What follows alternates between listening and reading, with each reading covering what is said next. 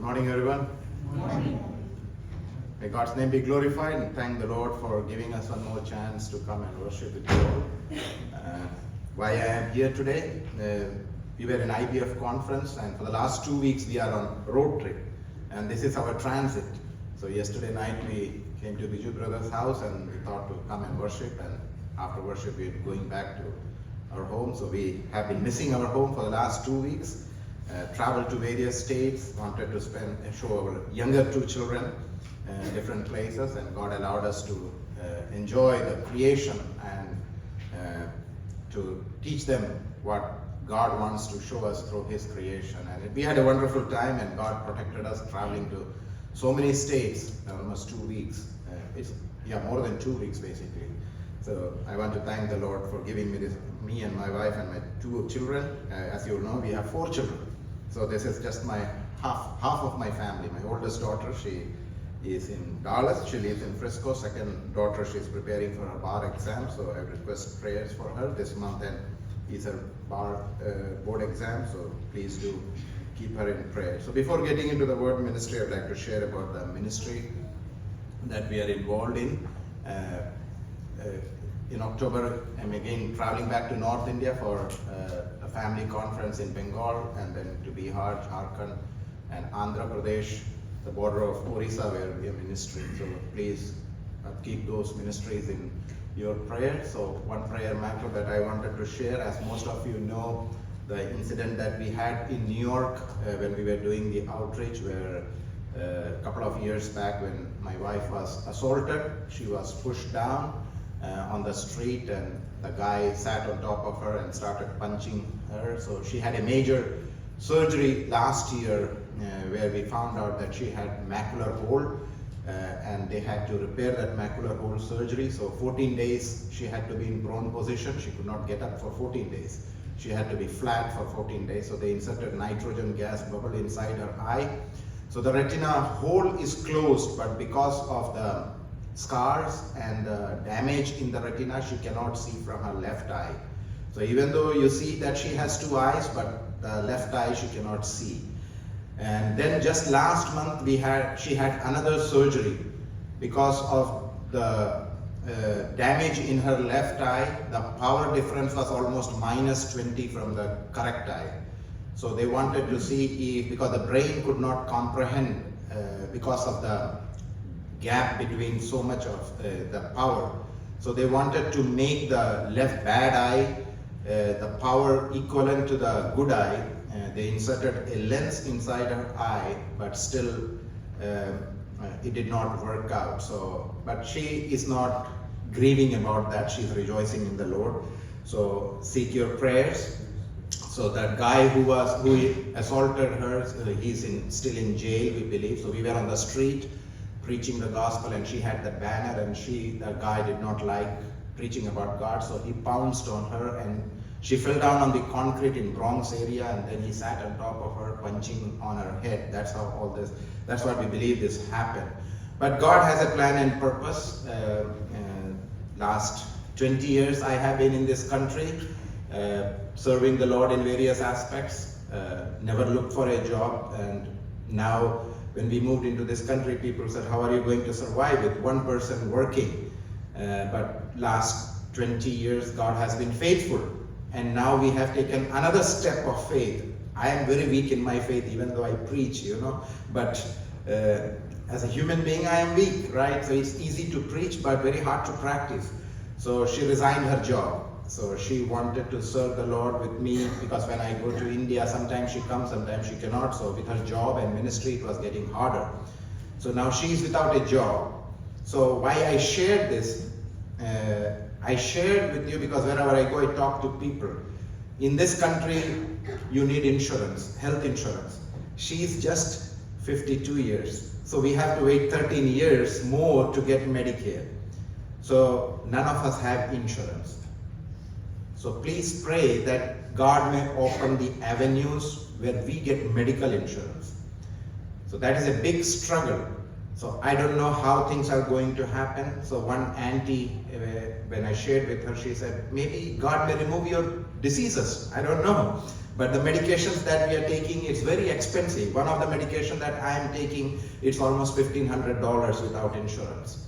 So I have talked to a few people and they had spare of that medication, they gave those medications. So that is helping. But I am sharing this because you never know, somebody might know the avenues. So when I talk to people, God will open the door. So as a family, the biggest concern is insurance. We are happy in the Lord. We don't have any problem financially otherwise, but the medical insurance is a problem. So I'm sharing so that if you know something about that, any avenues, so please let us know so that we can get insurance, because I have 2 younger kids.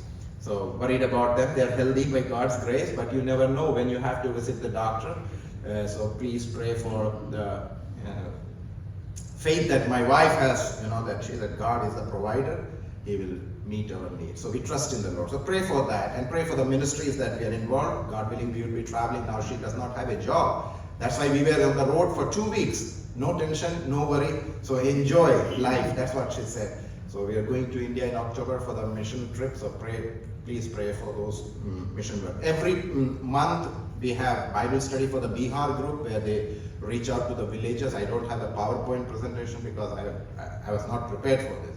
So, but I'm just sharing for prayer next Tuesday. This Tuesday we have the Bible study. So they reach out to the villages in Bakhtiarpur, Patna area. So I travel there, stay with them, and we have few churches over there, and they are serving the Lord there, and I train them. We have Bible study. So if you go to YouTube, you can find all those resources. If somebody needs Bible study in English, it's there. Somebody needs in Hindi, it is there. So right now we are doing the book of Ephesians. So the English one is already done. We are doing Ephesians chapter 4 now in Hindi. So it's like a PowerPoint presentation. If you know any Hindi speaking people who need the material, you can take it from there.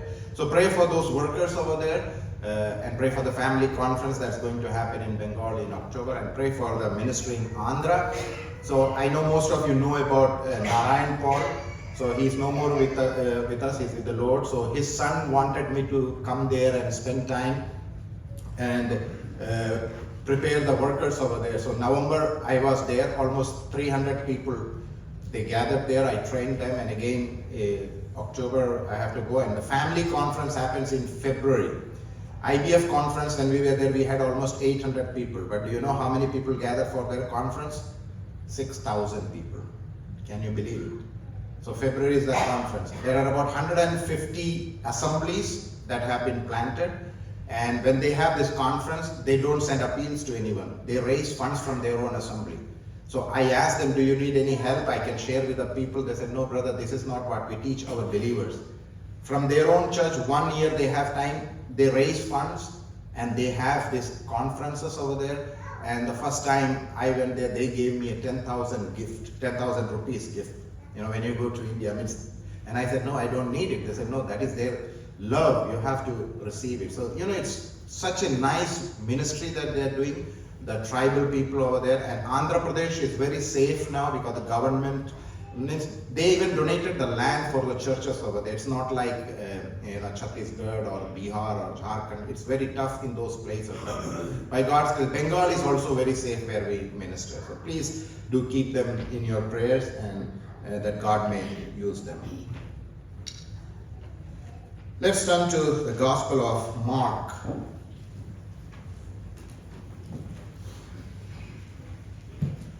A very familiar portion, Gospel of Mark, chapter 2. And I read verses 1 through 12. And again he entered into Capernaum after some days, and it was noised that he was in the house. And straightway many were gathered together, in so much that there was no room to receive them, no, not so much as about the door. And he preached the word unto them. And they came unto him, bringing one sick of the palsy, which was born of 4. And when they could not come nigh unto him for the press, they uncovered the roof where he was, and when they had broken it up, they let down the bed wherein the sick of the palsy lay. When Jesus saw their faith, he said unto the sick of the palsy, Son, thy sins be forgiven thee. But there were certain of the scribes sitting there and reasoning in their hearts, why doth this man thus speak blasphemies? Who can forgive sins but God only? And immediately when Jesus perceived in his spirit that they reasoned within themselves, he said unto them, why reason you these things in your heart? Verse 9. Whether is it easier to say to the sick of the palsy, thy sins be forgiven thee, or to say, arise and take up thy bed and walk? But that you may know that the Son of Man hath power on earth to forgive sins, he said to the sick of the palsy. Verse 11, I say unto thee, arise and take up thy bed and go thy way into thine house. And immediately he rose, took up the bed, went forth before them all, insomuch that they were all amazed and glorified God, saying, we never saw it on this fashion. Each one of us, I know, have heard about this story, read about this story, but we just pass by, But there is a deep spiritual meaning hidden in this story. And this morning time, I would like to bring that. If we study this portion, it's very simple that there was a man with palsy and Jesus heals that man. But what I want each one of us to look this morning time, and as I conclude this message, you have to ask yourself, in which group do you fit? There are several groups of people in this story. And I want you to meditate on all the groups that we see here, but you have to decide where do you fit. The first group that we see over here is the crowd. That is the first group. The crowd. Do you belong to the crowd? That is the first group. The second group that we see here are the four friends. That's what it says, four people.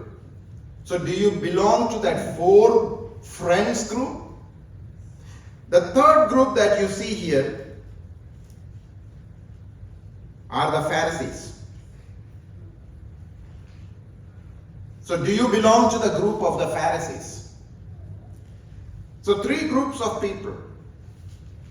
Now you decide in which group you fit and what is your purpose of your life in this world. Every moment that God adds in our life, it's with a purpose.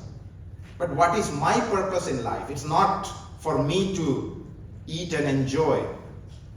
What is your purpose in life? Every moment, that every second that is added in my life and your life is with a purpose of God.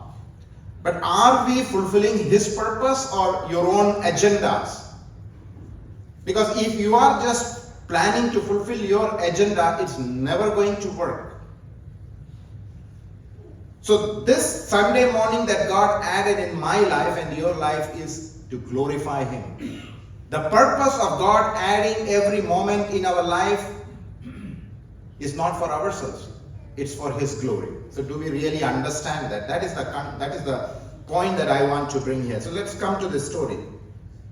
And it starts like this. And again, he entered into Capernaum. So what does that mean when you study the Bible? It means it's not just a story that we read. Now, how does this chapter number 2 even start? It says, and. That means this is not the start of the second chapter. It is a continuation of the first chapter. It says, again he. Now, you circle he. And you ask, who is this he? Entered into Capernaum. So it is Jesus, it's talking about Jesus, and again. So what does it mean? Again means previously it was done. It says he entered into Capernaum, that means Capernaum was not the first time that he visited. He again visited Capernaum. That means Jesus has been visiting Capernaum several times. It was basically the headquarters of Jesus for his ministry. When he did the earthly ministries for 3.5 years, he always came to Capernaum. Why I am bringing this point? Because we always hear about one place in the scripture where it says the people there were wicked people and God cursed that city. Which was that city? Sodom and Gomorrah. But have you ever thought Capernaum was worse than Sodom and Gomorrah? I'll show you. We always think and talk about Sodom and Gomorrah. But Capernaum, the name itself is mentioned here because the heart of Jesus was so much burdened, because he spent days and days ministering to the people in Capernaum. He loved that place, Capernaum. He loved the people of Capernaum, even though the people of Capernaum were wicked. The people of Capernaum were rebellious. They won't listen to him. Day by day, Jesus came, performed many miracles. He spent days over there doing miracles and preaching to them. And yet the people were rebellious. They won't repent. That is why Capernaum is important for us to understand. Are you living in Capernaum? Think of that. Are you still in Capernaum, the place where Jesus made his home? But yet you are rebellious, you are not repenting, you are grieving the heart of Jesus. And that is what Jesus is telling you and me this morning time. Capernaum is not just a place. It was a place with Jesus loved. He wanted to spend time there, have fellowship with the people. But look at the statement of Jesus. Let's turn back to Matthew. Matthew chapter 11. Matthew 11 verse 23 and 24.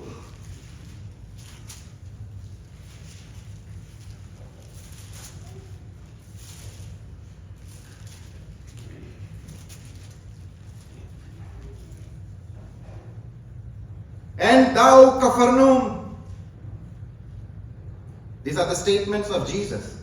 And thou, Capernaum, which art exalted unto heaven, shall be brought down to hell. For if the mighty works which have been done in thee had been done in Sodom, it would have remained until this day. Jesus is talking. His heart is so grieved.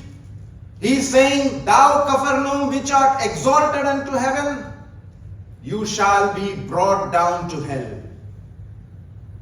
He cursed Sodom and Gomorrah, but look at, there is an appreciation for Sodom and Gomorrah. Right? We always think negative about Sodom and Gomorrah, but there is an appreciation.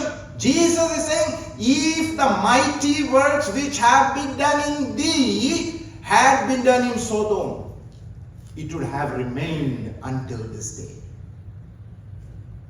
Until I read this portion, I always thought Sodom was the worst place, but Jesus is himself making that statement. If I would have done wonders, or if I would have ministered to the people in Sodom, they would have repented. That is what Jesus is saying. But you people of Capernaum, whom I loved, Capernaum where I stayed, Capernaum where I ministered, I gave my life in Capernaum. I made my headquarters, the ministry headquarters. That means so much of time was invested in Capernaum. But look at the situation of Capernaum. My dear brothers and sisters, my question to each one of us, to me first and to you, are you that Capernaum? Where Jesus comes and says, oh, you Capernaum, who are exalted unto heaven, we all boast, right? Oh, we pretend to be such nice people. We pretend to be so spiritual people. And Jesus is talking to you and me. You are exalted unto heaven. You pretend to be so pious. You pretend to be so spiritual. You will be brought down to hell. There is a warning. And he says, if this works which have been done in thee had been done in Sodom, it would have remained till this day. Who is better? Is Capernaum better or Sodom better? Sodom is better than Capernaum. Because that is what Jesus is saying. If I would have spent time in Sodom, those people might have repented. They would have appreciated me. They would have loved me. But the people whom I have loved, they beat me on that cross. They crucified me. They mocked at me. They laughed at me. I came to my own, but they rejected me. It's not only the Israelites, my dear brothers and sisters. What about you? What about me? We have taken our salvation for granted. We have double lives. One life in the church, one life in the world. I'm not talking about you, I'm talking about myself. Judge yourself. Is Jesus making that statement for you and me today? Oh, if I would have died for someone else. I did so much for you, but where is that love for me? Where is that appreciation for me? It's not the babbling of your tongues and mouth. It's by your fruit. You can say you are saved. You can say you repeated Romans 10:9. But Jesus is not interested in Romans 10:9. He is interested in your fruit. Not by repetition of the mantra. It is by your action. Paul says you are the letters. People are going to read you and me.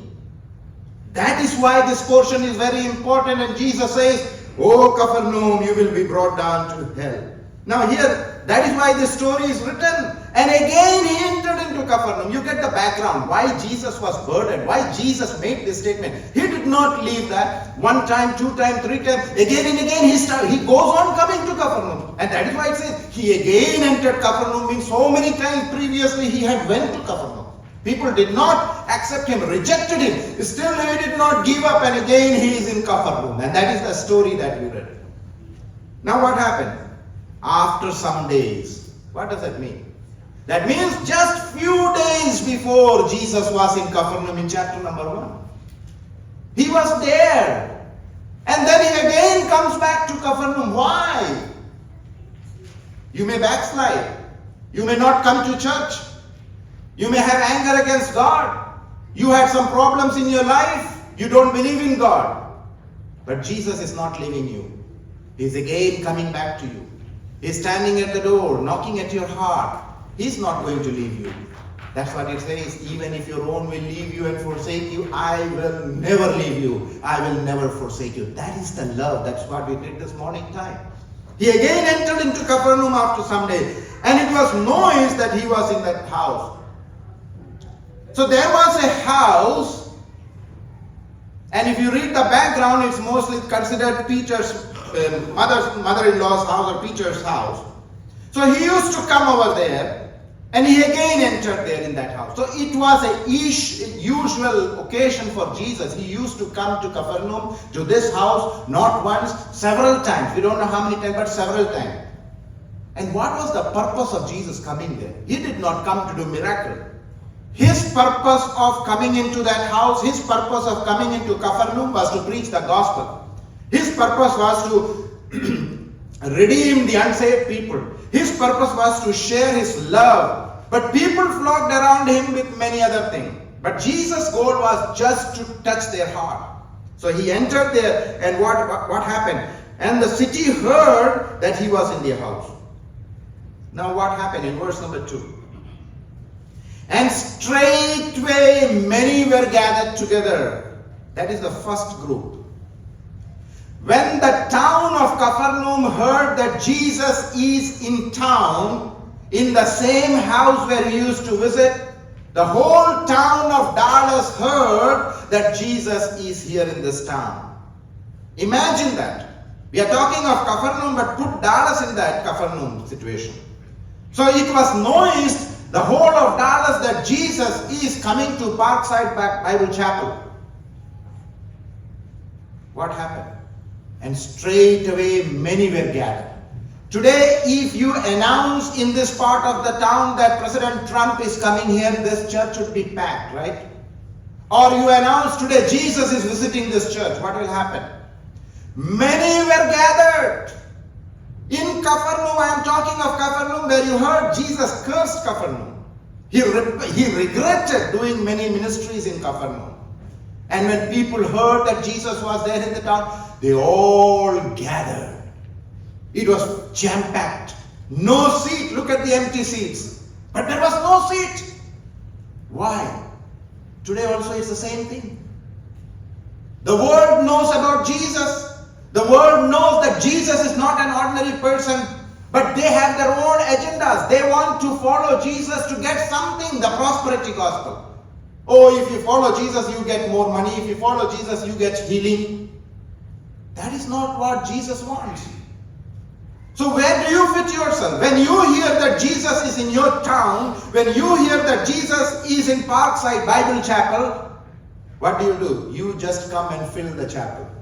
That is the first group of people. Many were gathered in so much that there was no room to receive them.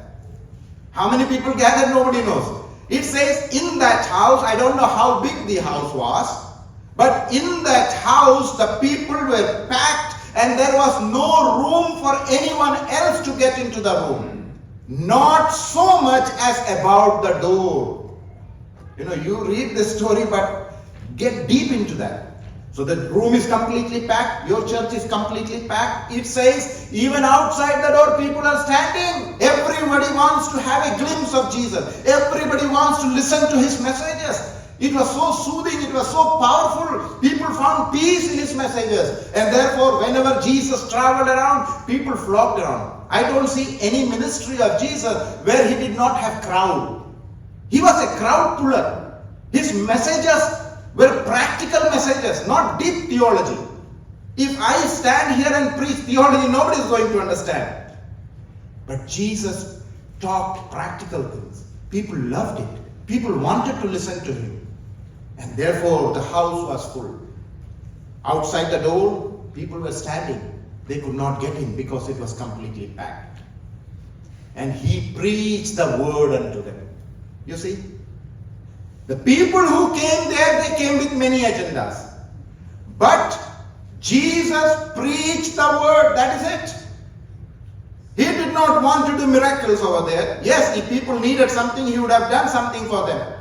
But what did Jesus do? He preached the word unto them. That is what Jesus was called to do. He was not called to do many other things. Yes, as per the need, he did many things. But his goal was to preach the word unto them. Now what happens next? And they come unto him, bringing one sick of the palsy. That is the second group. The first group you saw, they heard about Jesus. They just wanted to sit around Jesus. They wanted to hear Jesus. They wanted to enjoy his blessings. That is it. Selfish. Aren't we also selfish? When we pray, give me Lord, give me Lord, give me Lord, give me Lord, give me Lord. How much are we giving to him? Yes, we don't have anything. Everything belongs to him. Yes, Jesus is always giving you and me. But how much are you giving your time to Jesus? We have 24 hours. How much time do you give to Jesus? For the worldly job, for your secular job, for your worldly things, for your body, how much time do we give? I'm talking of myself. To get dressed itself, I spent so much time today. Everyone spent time, right? But how much time did we spend to meditate on the Word of God? Every week, 7 days, how much time are we spending in the Word? But how much time are you spending with God? That's the point. When the town heard that Jesus was there, everyone flocked. But there was the second group of people, 4 of them. What did they do? They did not come to the house straight away. When they heard that Jesus is in the town, when they heard that Jesus was in the house, they did not come here. What did they do? Verse number 3 says, they went somewhere else. I don't know how far, but it was not near. These 4 group of men, they went somewhere else. Why? Bringing one sick of the palsy. Far away, maybe 10 miles, 5 miles, 50 miles, I don't know. There was a person who had palsy. There was a person who was sick. There was a person who could never come to Jesus because he was on the bed. A man with palsy, he could not get out of the bed. But this man had that burden not to come and just see Jesus and to sit close to him and enjoy his blessing, but they had that burden that they wanted to bring this palsy, so they went into the house of that palsy. And what did they do? It says, which was born of 4. What does that mean? That means this palsy cannot walk. He is on his bed. There are 4 legs on the mat. So 4 of them held the legs of the bed, and they brought that man to Jesus. Have you ever thought the effort, the time, the money, the investment that they made? Now, they have to go to this house. They didn't have cars like we have cars. They didn't have good roads. When they go there and they see this fancy man on the bed, he's dirty. He has not taken shower. And they want to bring him to Jesus. I'm imagining they might have given that person a bath. If you want to meet President Trump, you are going to take shower and spray yourself with all the good sprays, right? And they wanted to bring this man to Jesus. He's dirty. With his poop there, he did everything because no one is caring about him. He cannot get from his bed. I believe they might have taken good clothes. I believe they might have given him a shower. I believe they might have bought clothes, new clothes, given him the new clothes, dressed him. And then, what did they do? They lifted this mat, because it says they were carrying not the man. They were carrying the mat. 4 legs they were holding, and the guy was sleeping on that mat. I don't know how heavy he was. Imagine 100 pounds. 4 of them lifting this 100-pound man on their shoulders. Now they're walking. As I said, I don't know, 10 miles maybe. Let us imagine 5 miles. Carrying someone on their shoulders for 5 miles after spending money, time, giving him back. Now they're walking. The road is not straight road. The road is bumpy. I don't know if they had sandals, but they're walking, bringing this man. Now they come to the house. That's what it says. They bring him to the house. What happens? Verse number 4. And when they could not come nigh unto him. Think of that. You went to that house, gave this guy shower, brought him 10 miles on your shoulders. Now you come to the house. Your goal was to bring this man to Jesus. But there are 1,000 people sitting in this room. How can a baby cannot walk through that, and this man is on the mat that has to be brought to Jesus? How will he bring him?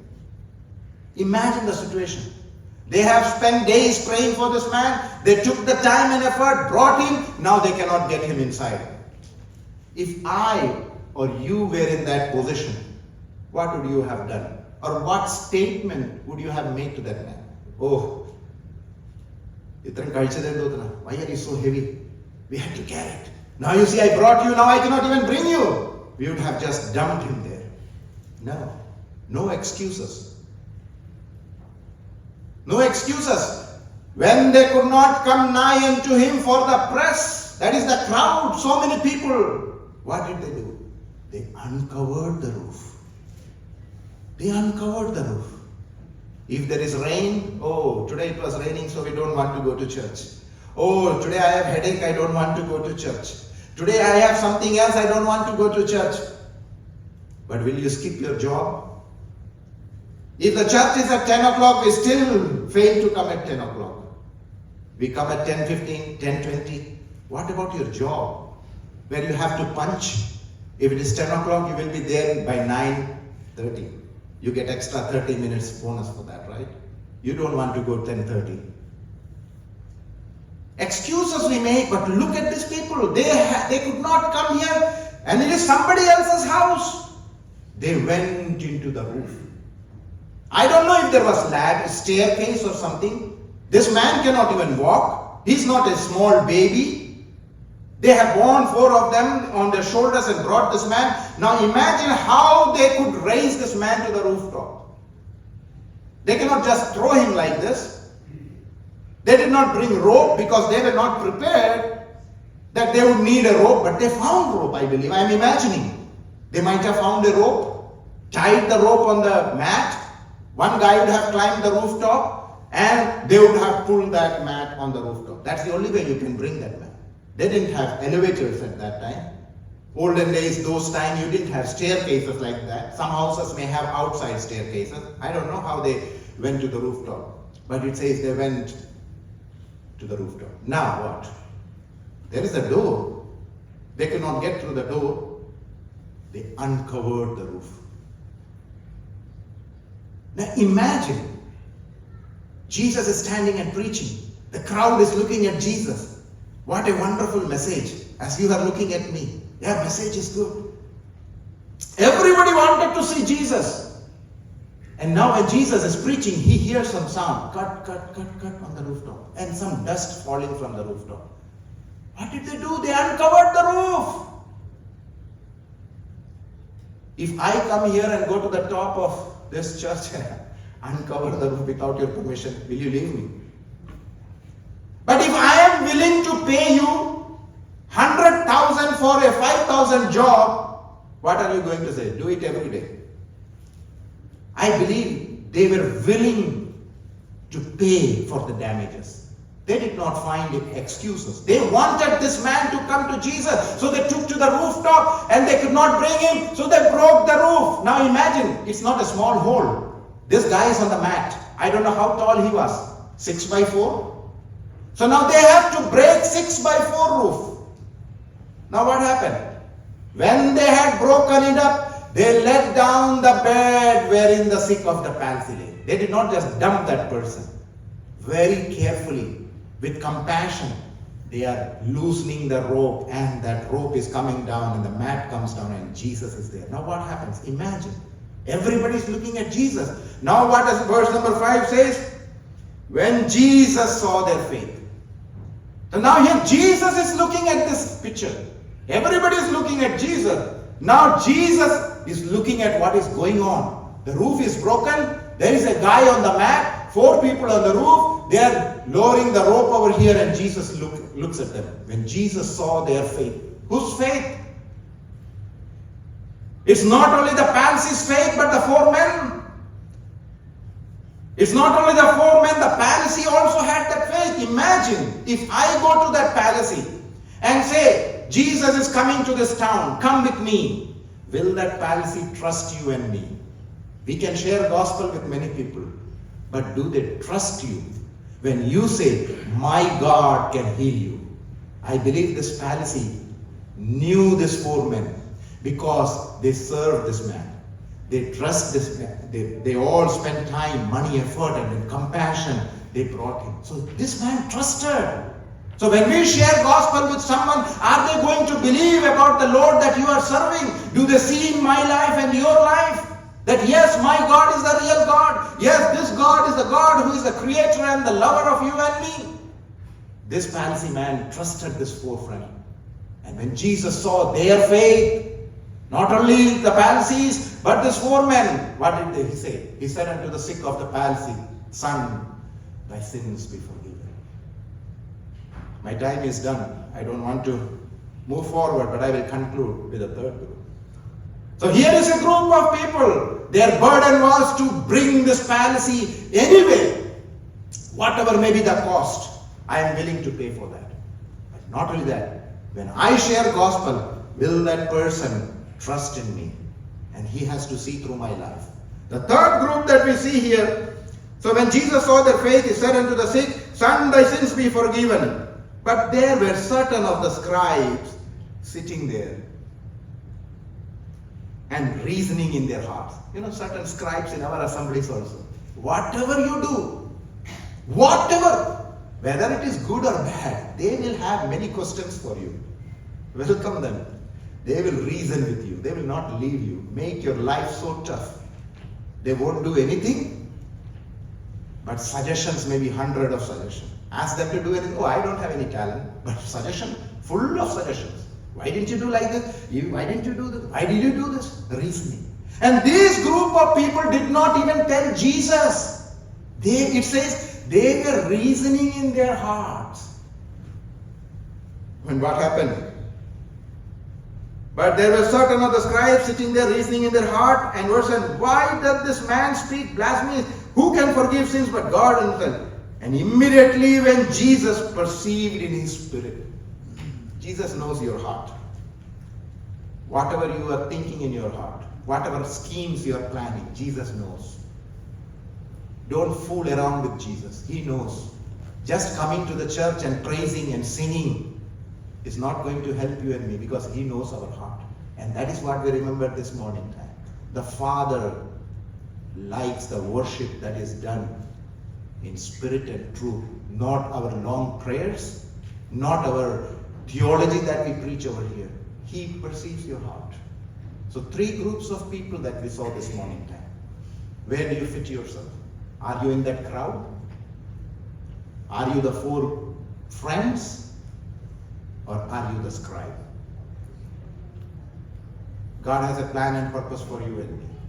And it's our responsibility to bring so many Pharisees, people who have not known Jesus, to bring Him into His fold. But how is it possible? Can they trust you through your life, through my life? Just sharing the gospel won't help. They have to see it through my life. They have to trust me. Yes, what that person is saying is right. When we go to a doctor, we never ask questions to the doctor. Whatever the doctor tells you to do, he will tell you to sit down, you sit down. He will tell you, I will measure your blood pressure, I will do this, that. Why? Why do you want to check my blood pressure? Why do you want to check my sugar? Have you ever asked the doctor? No. Because you have trust in the doctor that he is able to heal you. And that trust, the other person should have in you and me. Yes, the God that I worship, and the God where I want to bring you to, the gospel that I'm going to share, they have to look through my life. Because Paul said, we are the letters. May God help us to ponder on this whole week and understand what God desires from you and me. May His name be